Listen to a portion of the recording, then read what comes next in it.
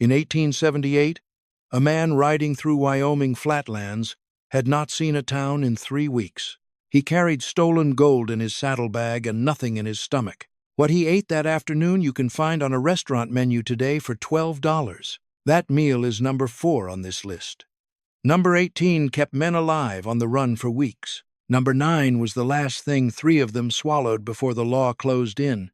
These 25 meals were never meant to be remembered. Hit that subscribe button.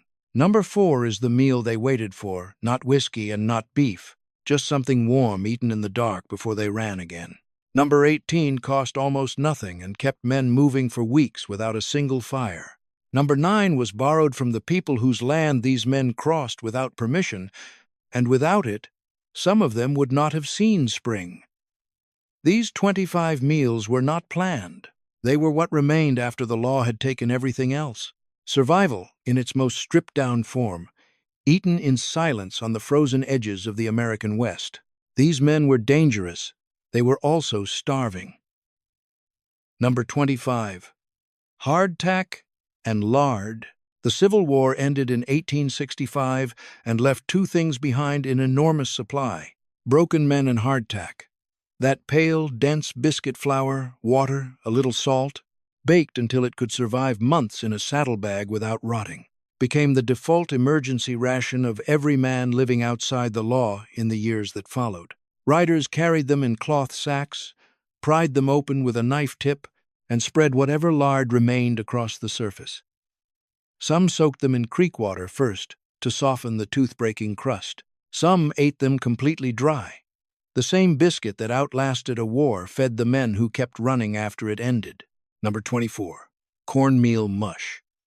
A man could walk into any general store from Missouri to the Wyoming border and leave with enough cornmeal to last a week for almost nothing. Ground corn, creek water, and heat. They stirred it over low coals until it thickened enough to hold a spoon upright, then ate it from a tin cup while the horses drank beside them. Sometimes with salt, often without. Families from Kentucky to Kansas fed their children this same mush every morning and thought nothing of it. Water, cornmeal, fire. That was the entire recipe. Number 23. Salt pork and wild onion stew. Salt pork traveled well. Packed in brine, wrapped in cloth, it kept for weeks in a saddlebag, even through summer heat. When they stopped long enough to build a small fire, they cut the pork into a tin pot, pulled wild onions from the creek banks, the kind that grew in thick clusters along the Missouri river bottoms and the Kansas lowlands, and let everything simmer until the fat rendered out into something that smelled like a meal. Fine dining establishments in American cities now charge $18 for a version of this dish with a French name on it. The men who made it ate it crouched in the dark. Number 22. Ash cakes. No pan, no oven, just cornmeal, water, and a fire burned down to coals. They pressed the wet dough into flat discs and laid them directly on the hot ash at the fire's edge. 20 minutes buried in heat and earth, and what came out had a blackened, papery crust that peeled away in the hand. Dense, smoky, requiring nothing but the ground itself to produce. No grease, no vessel, no surface other than the land. It was the oldest form of bread made on the North American continent, and they made it in the dark, standing up before moving again. When they rode through open country and could not stop, they prepared meat in advance. Thin strips of beef, draped over saddle leather or flat rocks in direct sun, dried hard over 2 days of movement. The result was dark, dense, and stable enough to last another week without spoiling. The problem was the smell. Curing meat carries a scent that travels far in open country, and more than one outlaw camp was found by trackers who simply followed the wind rather than the trail. It was survival food that occasionally gave away the survivor. Number 20. Rabbit and cattail root soup. The men who lasted longest out there watched the land instead of fighting it. Rabbit snares set along a creek at dusk cost nothing and were ready by morning. Cattail roots pulled from the shallows were starchy and filling, boiled together with the catch into a thick, neutral soup that kept for a day without souring. This combination had fed people across the plains for centuries before any outlaw thought to use it. They learned it from the people whose land they were crossing. That part was rarely acknowledged. Number 19. Cold coffee and hardtack gravy. When the posse was close enough that smoke would give away a position, there was no fire. Day-old coffee, thick and black, poured over broken hardtack in the bottom of a tin cup until the biscuit softened enough to chew without effort. They ate it hunched against their horses, not speaking, moving if they had to. No warmth, no taste worth remembering, nothing to do but get the body through another few hours. No fire meant no smoke. No smoke meant no sheriff. There is a version of the American outlaw that everyone recognizes, the one from the movies. The one from the 10-cent dime novels sold on every train platform, from Philadelphia to San Francisco throughout the 1880s. That version sits around a roaring campfire, eating roasted beef, drinking from a bottle, while the posse rides harmlessly past in the dark. That version is not history. That version was manufactured and sold to people who wanted a better story than the truth provided. The men who robbed trains in the American West spent the majority of their time not in gunfights or saloons but in hiding in creek bottoms, hiding in abandoned farm structures on the Kansas plains, hiding in Wyoming rock formations that the Pinkerton agents had not yet surveyed. And hiding meant no fire. No fire meant no cooked food. No cooked food meant eating whatever could be carried, scavenged, or quietly taken from the earth before first light. The dime novel publishers understood what they were doing. A desperate man eating cold cornmeal in a drainage ditch does not sell periodicals, so they replaced him with a cleaner version and distributed it by the millions. The real story was printed over. The Pinkerton National Detective Agency, which pursued outlaw gangs including the Wild Bunch across multiple states, documented in their operational records that several members were located not during active criminal operations, but while attempting to obtain food from isolated farms and rural supply depots. They were not caught being dangerous. They were caught being hungry. The wanted poster said dangerous. The campfire said starving. Number 18. Stolen potato and canteen stew.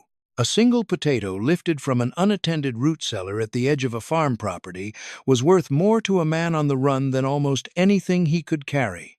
Sliced thin and dropped into a tin cup with canteen water and whatever salt remained from a supply run weeks prior, it became a thin, starchy broth that asked very little of the man making it. Sometimes eaten raw, cut small, chewed slowly in the dark because a fire was not possible. Some of them had not spoken to another person in 10 days when they ate this. The potato was not a meal.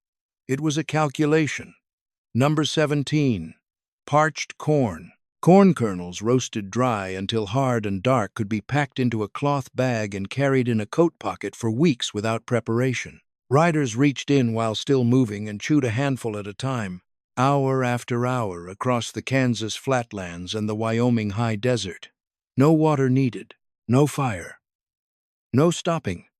Parched corn had supplied armies and frontier scouts through 2 centuries of American movement and worked for the same reason each time. It was dense, portable, and asked nothing of the man carrying it. The horse needed more care than the food did. Number 16. Pemmican. Plains tribes had processed pemmican for centuries before the first outlaw thought to carry it. Dried meat ground fine, pressed with rendered fat and dried berries into dense cakes, stable enough to survive months in a saddlebag through both heat and cold. One piece the size of a fist sustained a man through a full day of hard riding. Frontiersmen and fur trappers who worked the same territories had adopted it by the mid-1800s, recognizing what the original makers had understood for generations. Nothing carried more energy per ounce. The outlaws who used it borrowed the knowledge without crediting the source. That was a pattern in the American West. Number 15. Dandelion greens and bacon grease. When the saddlebag was empty and the nearest settlement too dangerous to approach, they ate the land itself. Dandelion greens grew along every creek bed and fence line from Kansas to the Montana border, available in every season except deep winter. Bitter, tough, requiring serious chewing but present everywhere and free. The last film of bacon grease coating the bottom of a tin pan was enough to cook them down into something edible. They were not eating from desperation alone. The land was feeding them the same way it fed everything else that moved through it. Number 14. Day-old sourdough soaked in coffee. Bread gone hard enough to crack a back tooth became edible again, submerged in the last of the morning coffee. Cold and thin, it softened the crumb over 10 minutes until the bread was possible to eat without effort. They sat against their horses and ate without speaking. Some had not heard another human voice in 2 weeks. The silence at those meals was not peaceful. It was the sound of a man deciding whether to keep going. Number 13. Pine needle tea and jerky. A Wyoming winter without a supply line meant the body began losing ground in ways not immediately visible. Sore gums first, then a fatigue that sleep did not fix. The men who knew the land, or who had been told by those who did, stripped green pine needles from standing timber and steeped them in hot water when a small fire was possible, or in cold water when it was not. The liquid was not pleasant. It was prevention. Pine needles carry enough vitamin C to hold off the physical deterioration that comes from weeks without any fresh food. They drank it not because they understood the chemistry, but because they had been told it worked. It did. The food these men ate looked like failure. It looked like poverty and desperation, like men who had run out of options and were surviving on what remained. That is the story the dime novels told, and it was the story that stuck. But consider what they were actually consuming. Pemmican dried meat compressed with rendered fat carries more caloric energy per ounce than almost any food produced by modern commercial means. Explorers, army scouts, and frontiersmen who operated across the same territories recognized this and carried it deliberately. The ratio of fat to protein sustains the human body under sustained physical stress in ways that grain-based food cannot replicate. Modern endurance athletes spend considerable money trying to approximate the same ratio in commercial packaging. Pine needle tea, which cost nothing and could be prepared wherever conifers grew, delivers enough ascorbic acid to prevent scurvy through extended periods without fresh vegetables. This was not laboratory knowledge. It was knowledge held by people who had fed themselves in these conditions long before the railroad existed. Parched corn, pemmican, pine needle tea, these were not the rations of men who had surrendered to their circumstances. These were the rations of men who had worked out something precise about what the body required to keep moving, whether they could have explained it or not. They were not eating poorly. They were eating the only way that worked. The tragedy is that it took a century for anyone to say so. Number 12. Fried dough on a stick. Flour, water, a pinch of salt if it was available, mixed into a stiff dough, coiled around the end of a green stick cut from a creek bank, held over whatever heat existed until the outside browned and the inside set. No pan required, no flat surface, nothing to clean or carry afterward. A man who had made it a few times could produce it in the dark without looking down. Restaurants in American cities now serve a version of this on their brunch menus and call it artisan fried bread and price it accordingly. The men who coiled it around sticks in Wyoming creek beds called it breakfast, when they called it anything at all. Number 11. Canned beans eaten cold. By the late 1870s, canned goods were available across the American West at general stores and supply depots. A tin of beans could be carried for months without consideration. The problem was heat. On the days when fire was not an option, the lid was pried back with a knife, and the beans were eaten cold, directly from the tin. The temperature was not the point. Enough calories to get through the next few hours was the point. The can opener was the most important weapon some of them carried. Number 10. The mustard sandwich. 2 slices of bread and a scrape of prepared mustard. Nothing between them. The mustard did what onion did for a generation of families 40 years later. It convinced the tongue that something was happening. A bite with enough sharp flavor to register as a decision rather than a surrender. Eaten quickly, standing up, without ceremony. This was not a meal that anyone sat down for. This was fuel disguised as food, which was sometimes all that was available. Number 9. Acorn mush. They had borrowed this from the people they displaced, the knowledge of how to process acorns, grinding them to a rough meal. soaking the meal through multiple water changes to pull out the bitter tannins that made them inedible raw. Then cooking the neutralized result into a thick, dense mush belonged to the Cherokee, the Sioux, and dozens of other nations who had fed entire communities on this same food for hundreds of years before a single railroad track crossed the territory. The outlaws who learned it carried that knowledge without the name attached. The source was never credited. The mush kept them alive regardless. Number 8. Sow-belly and cornbread. The cheapest cut of the cheapest available animal. Salt-cured pork belly pressed flat against a hot stone beside a fire until the fat rendered and the edges colored. Cornbread batter cooked in the same pan immediately after, absorbing the drippings from the pork into every surface. 2 ingredients. 1 fire. Enough to ride until dark without thinking about food again. It tasted like something. In weeks where most things did not, that counted for more than it sounds. Number 7. The pie from the windowsill. It appears in enough separate frontier accounts from enough different parts of the American West to be taken at its word. Pies set on windowsills to cool were taken in passing, without confrontation, without noise, gone before the household connected the missing pan to a rider on the road. No one argued that this was acceptable behavior. No one needed to. A man who had not eaten in 2 days does not perform an ethical calculation over a cooling pie. He takes it and keeps riding. Number 6. The last town meal. Before disappearing into open country for weeks at a time, some of them sat down in an actual chair, at an actual table, in a town where no one had recognized them yet, and ate a full meal, a plate of something hot, with utensils, indoors, without watching the door every 30 seconds. It was the last ordinary thing.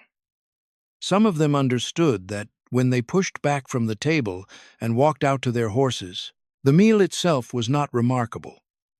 The knowledge of what came next made it so. Number 5. Crackers and a letter home. Records from families of men who rode with outlaw gangs in the period following the Civil War include letters that arrived with money folded inside. The men who sent those letters were, in many cases, eating hardtack and creek water while writing them. They were sending home what they had taken and keeping back what was left, which was sometimes nothing edible worth describing. Some of them had children they had not seen in 2 years. The crackers they ate while writing those letters are not in any history book. The letters sometimes are. Number 4. Roasted rattlesnake. He had not eaten in 2 days. The snake crossed the trail at dusk. He did not hesitate. Rattlesnake meat, stripped from the spine and held over heat, is lean, fine-grained, and produces enough protein to carry a man through another day of hard movement. Frontier accounts from Wyoming, Kansas, and the Oklahoma Territory describe this not as an unusual choice but as a practical one, made without sentimentality by men who had already let go of most other preferences. It was not the worst thing they ate. It was available. Number 3. The sympathy plate. Across the farms and homesteads that bordered outlaw country, something occurred that was almost never discussed and rarely recorded. Food appeared in the night, left on fence posts at the edges of fields, set beside well casings before dawn. Bread wrapped in cloth. A covered tin of beans with the lid bent back for easy opening. No name attached, no transaction, no acknowledgement the following morning. Farm families who had nothing spare to give, gave it anyway, not because they approved of what these men had done, but because something older than law operates in the human body when it recognizes another human body that is starving. The law drew a line between the outlaw and the citizen. Hunger did not recognize it. Number 2. The horse ate first. Every man who survived any significant time on the run understood one hierarchy above all others. The horse came before everything. A horse that was fed moved faster, lasted longer, and did not collapse in open country where there was no cover and no way to disappear on foot. A man who weakened could push through it. A horse that went down in open grassland meant standing still until someone came. So riders who had emptied every saddlebag, who had gone 2 days on pine needle tea and creek water, fed the horse whatever grass or grain could be found before they considered their own condition. The horse was not a companion. The horse was the plan. Number 1. The meal they never finished. On April 3rd, 1882, in a house on the corner of Lafayette and 13th Street in Street Joseph, Missouri, Jesse James was shot and killed by Robert Ford, a member of his own gang. He had removed his gun belt that morning so it would not show as a bulge against the window glass. Whatever he had eaten that day, whatever was in the kitchen of that ordinary rented house in that ordinary Midwestern town, the meal was over before noon. The Pinkerton National Detective Agency had been pursuing him for more than 15 years. In the end, it was not a chase across open country. It was not a gunfight at a railway platform. It was a house, a quiet morning, a chair. And whatever was on that table that no one thought to record, these 25 meals were never meant to be remembered. Nobody wrote them down because nobody thought they mattered. But the hunger was real. The land that fed these men is still there. The knowledge of how to eat from almost nothing is still there. Try one of these this week. Make the cornmeal mush or the ash cakes. Sit down with it. Eat it slowly. And leave a comment telling me what your grandfather ate when there was nothing left in the house. That knowledge belongs to all of us.